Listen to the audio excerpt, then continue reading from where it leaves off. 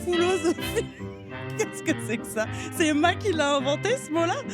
Je vais rebondir sur ce côté un peu enfantin, le mur de l'expression, qui est, se faire plaisir et tu m'avais donné, comme exemple, bah oui, des enfants qui vont construire un château de sable, bord de mer, mais de toute façon, le truc, il est très éphémère. Il va soit, se faire, renverser par une vague, soit ils vont l'écraser.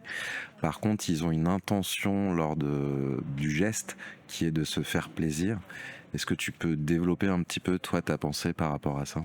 Moi, je pense qu'on nous ampute en grandissant très très vite de tout ce qu'on a spontanément et naturellement comme outil pour se rendre heureux, et après on bouffe des anxiolytiques et des antidépresseurs.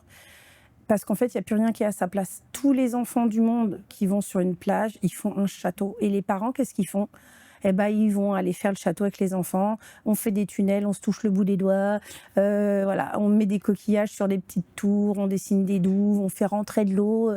C'est vraiment symboliquement le château de sable, c'est vraiment l'exercice créatif de l'éphémère où on est purement dans l'acte de création de quelque chose d'hyper fragile, de très convivial et en même temps qui sert strictement à rien et qui n'a aucune attente de résultat.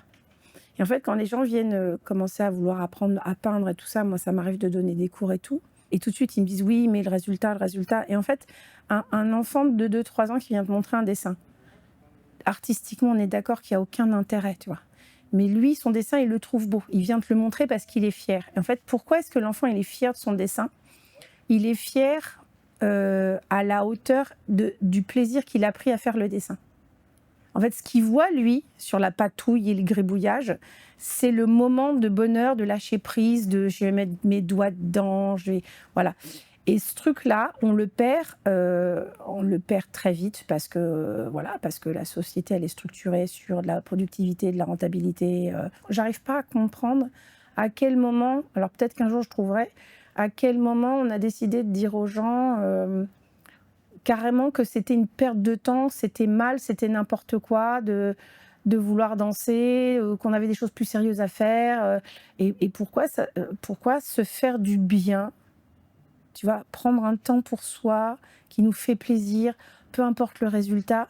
Pourquoi ça serait une perte de temps? Pourquoi ça serait idiot? Pourquoi ça serait honteux presque? Maintenant, tu sais, c'est honteux, tu vois.